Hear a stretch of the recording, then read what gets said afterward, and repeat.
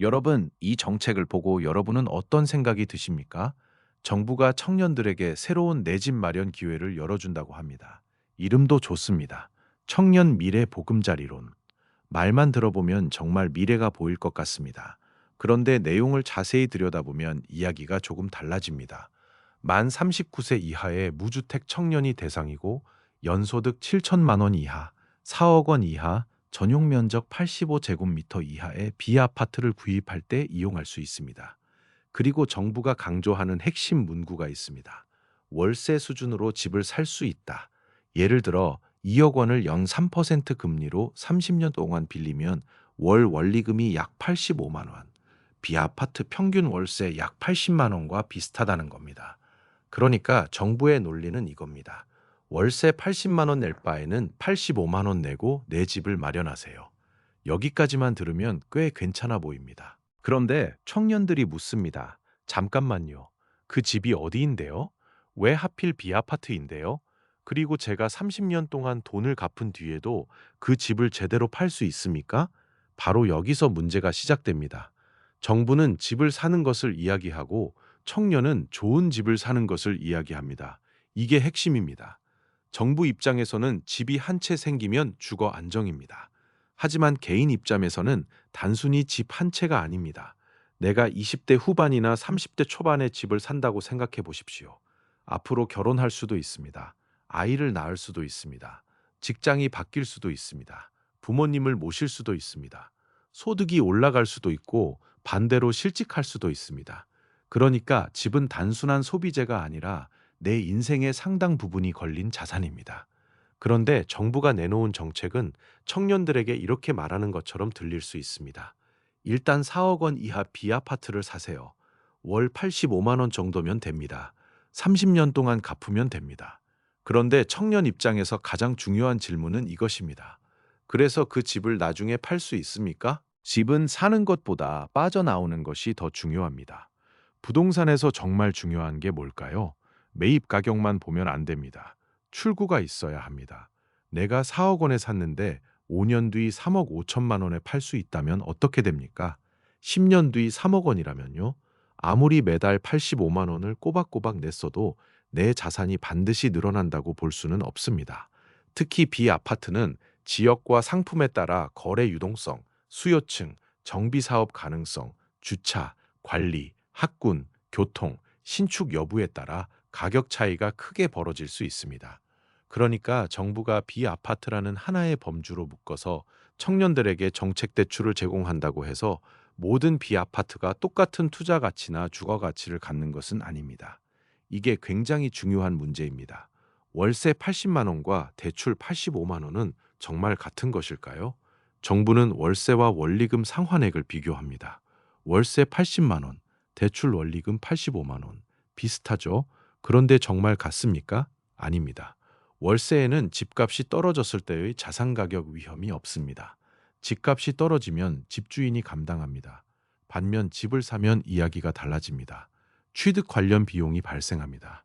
보유하면서 각종 비용도 발생합니다. 수리비도 있습니다. 그리고 가장 중요한 게 있습니다. 집값이 떨어질 수 있습니다. 예를 들어 4억 원짜리 집을 샀는데 몇 년 뒤 3억 원이 됐다고 생각해 봅시다. 월 85만 원을 열심히 냈다고 해서 그 손실이 사라지는 게 아닙니다. 오히려 집을 팔고 싶어도 대출 잔액 때문에 쉽게 움직이지 못할 수도 있습니다. 그래서 댓글에서 반복적으로 나오는 말이 있습니다. 그냥 월세 사는 것과 뭐가 다르냐? 이 질문을 정부가 진지하게 답해야 합니다. 더 무서운 것은 주거 사다리가 아니라 주거 족쇄가 될 가능성입니다. 정부는 이 정책을 징검다리라고 설명합니다. 처음에는 비아파트를 사고 나중에는 더 좋은 집으로 갈아타라는 겁니다. 그런데 여기에도 조건이 하나 붙습니다. 그 비아파트가 정말 잘 팔려야 합니다. 팔려야 갈아탈 수 있습니다. 내가 가지고 있는 집을 처분하고 새 집으로 이동해야 합니다. 그런데 시장에서 수요가 적은 주택이라면 어떻습니까? 내가 사고 싶어서 사는 것과 남이 사주기 때문에 팔 수 있는 것은 완전히 다른 문제입니다. 집을 샀는데 다음 사람이 안 나타난다면 그때부터 징검다리가 아니라 발목에 묶인 돌이 될 수도 있습니다. 그렇다고 이 정책이 무조건 나쁜 정책이라고 할 수 있을까요? 여기서 냉정하게 봐야 합니다. 그렇지는 않습니다. 모든 청년이 아파트를 원하는 것도 아니고 모든 비아파트가 나쁜 것도 아닙니다. 좋은 입지에 있고 가격이 합리적이고 주차나 관리가 괜찮고 향후 정비 사업이나 지역 개발 가능성이 있고 실거주 만족도가 높은 비아파트라면 충분히 좋은 선택이 될 수도 있습니다. 또 당장 월세 부담 때문에 힘든 청년에게 장기 고정금리 성격의 정책 대출이 제공된다면 분명 도움이 되는 사람도 있을 겁니다. 전세와 월세를 함께 지원하는 보증 상품 역시 주거비 부담을 낮추는 효과가 있을 수 있습니다. 그러니까 정책의 취지를 무조건 비난할 필요는 없습니다. 문제는 다른 데 있습니다. 정부가 청년들에게 정말 선택권을 주고 있느냐는 겁니다. 청년들이 화나는 지점은 빌라 그 자체가 아닙니다. 저는 이 부분이 가장 중요하다고 봅니다. 청년들이 무조건 빌라가 싫어서 화내는 게 아닙니다. 왜 내가 원하는 집을 살 수 있는 기회는 줄어들고 정부가 정해준 선택지 안에서만 선택해야 하느냐, 이런 박탈감이 생길 수 있다는 겁니다. 특히 최근 몇 년 동안 부동산 시장을 경험한 20, 30대는 주택 가격이 얼마나 빠르게 변할 수 있는지 이미 봤습니다. 그리고 알고 있습니다. 아파트와 비아파트의 가격 흐름이 다를 수 있다는 것을요. 서울과 지방이 다르고 역세권과 비역세권이 다르고 신축과 구축이 다르고 재개발 가능 지역과 그렇지 않은 지역이 다르다는 것도 압니다. 그런데 정책은 청년이라는 하나의 이름 아래 너무 많은 사람을 묶어버릴 위험이 있습니다. 연소득 7천만 원이라는 기준도 논란이 될 수 있습니다. 정책 대출에서 소득 기준을 두는 것 자체가 이상한 것은 아닙니다. 정책 자원은 한정되어 있으니까요. 그런데 무주택자인데 소득이 조금 높다는 이유만으로 지원에서 빠지는 사람이 생기면 또 다른 불만이 나옵니다. 특히 부모에게 집을 물려받거나 부모가 경제적으로 지원해 줄 수 있는 사람과 그렇지 않은 사람이 같은 연소득만으로 평가되는 것이 공정하냐는 문제입니다. 예를 들어 부모에게 물려받을 재산은 없지만 열심히 공부하고 좋은 직장에 들어가 연봉 7천만 원을 넘긴 청년이 있다고 합시다.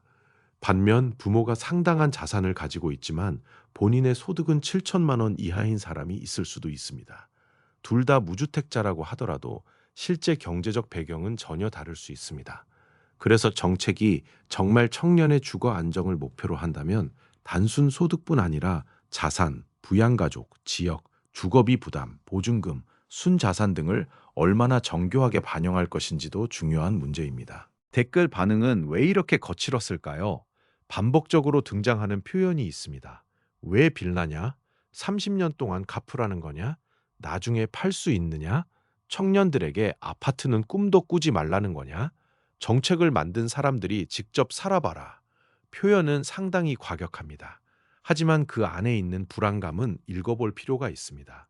특히 댓글 가운데는 월 85만 원을 30년 내면 총 3억 600만 원이라는 계산을 들고 나오는 반응도 있습니다. 물론 여기서 다시 한번 정확하게 짚어야 합니다. 85만 원이라는 월 상환액은 기사에서 제시한 2억 원 대출 사례입니다. 4억 원짜리 주택 전체를 2억 원 대출만으로 살 수 있다는 의미가 아닙니다. 그렇기 때문에 85만 원 30년 내고 4억 원짜리 집을 산다는 식의 단순한 계산은 정확하지 않습니다. 하지만 그렇다고 해서 정책에 대한 의문이 사라지는 것도 아닙니다. 핵심은 여전히 남습니다. 청년에게 어떤 주택을 선택하도록 유도할 것이냐, 그리고 그 주택을 선택한 뒤 미래에 더 나은 주택으로 이동할 수 있느냐, 바로 이겁니다. 반발하는 사람이 몇 명일까? 이 질문도 굉장히 중요합니다. 댓글을 보면 상당히 부정적인 의견이 많습니다. 하지만 여기서 우리가 절대로 해서는 안 되는 게 있습니다. 댓글 몇백 개를 보고 국민 70%가 반대한다. 2030 전체가 분노했다. 이렇게 단정하는 겁니다. 그건 통계적으로 맞지 않습니다. 댓글은 특정 기사에 댓글을 작성한 사람들의 의견일 뿐이고 댓글을 쓰는 사람 자체가 전체 국민을 대표하지도 않습니다. 다만 이번에 제공된 댓글에서 확인되는 것은 분명합니다. 적어도 해당 기사 댓글 공간에서는 정책에 대한 불신과 불만이 매우 강하게 나타났다는 것. 그리고 불만의 방향도 상당히 비슷합니다. 주택의 질, 미래 가치, 황금성, 아파트와 비아파트의 격차, 30년이라는 장기 상환 기간, 그리고 정책 결정 과정에 대한 불신, 이 5가지입니다. 결국 민주주의에서 중요한 것은 정책을 내는 것이 아닙니다. 민주주의에서 정부가 정책을 만들 수 있습니다. 당연합니다. 정부는 국민의 세금을 사용하고 금융제도를 설계하고 주택정책을 만들 권한이 있습니다. 하지만 국민에게 정책을 받아들이라고 요구할 수는 없습니다. 국민은 질문할 권리가 있습니다. 왜 이 정책입니까? 누가 혜택을 받습니까? 부작용은 무엇입니까? 실패하면 누가 책임집니까? 그리고 가장 중요한 질문, 정말 우리를 위한 정책이 맞습니까? 이 질문을 할 수 있어야 합니다. 정부가 내놓은 정책을 무조건 믿는 것이 민주주의가 아닙니다. 반대로 정부가 내놓은 정책을 무조건 반대하는 것도 민주주의가 아닙니다. 정책의 장점은 장점대로 인정하고 문제가 있다면 문제를 따져 묻는 것, 그게 민주주의입니다. 정부가 진짜 신뢰를 얻고 싶다면 저라면 정부에 이렇게 묻겠습니다. 좋습니다. 청년에게 4억 원 이하 비아파트를 살 수 있도록 지원하겠다고요. 그렇다면 먼저 보여주십시오. 어떤 지역에 어떤 주택이 대상인지, 그 주택의 평균 거래량은 얼마인지, 최근 5년 동안 가격은 어떻게 변했는지, 전세가율은 어떤지, 매매가 얼마나 잘 되는지, 재개발 가능성이 있는지, 주차는 괜찮은지, 관리비는 얼마인지, 향후 공급량은 어떻게 되는지, 그리고 가장 중요한 것, 5년 뒤, 10년 뒤 청년이 그 집을 팔고 더 나은 집으로 이동할 수 있는 구조인지, 이걸 데이터로 보여줘야 합니다. 그냥 월세 80만 원 내는 것보다 85만 원 내면서 내 집을 마련하세요. 이렇게 광고 문구처럼 설명하면 국민이 의심할 수밖에 없습니다.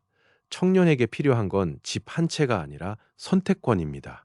저는 이번 정책을 보면서 청년 주거 정책의 방향을 다시 생각해야 한다고 봅니다.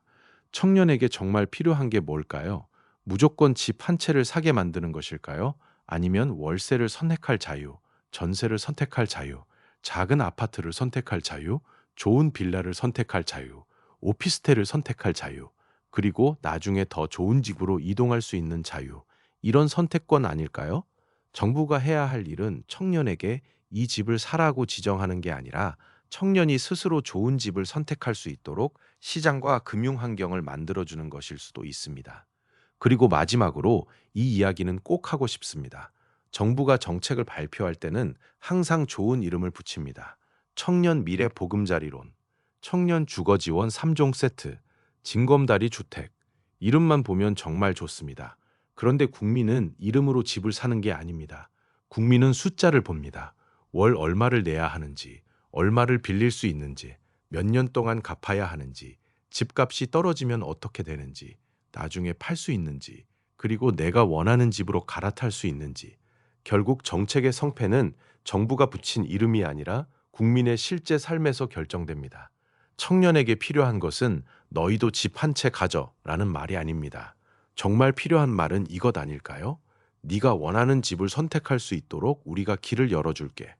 그런데 만약 청년들이 정책을 보고 내가 원하는 집을 사게 도와주는 게 아니라 정부가 남는 집을 내가 사도록 유도하는 것 아니냐라고 느낀다면 그 순간부터 정책은 지원책이 아니라 불신의 대상이 될 수 있습니다.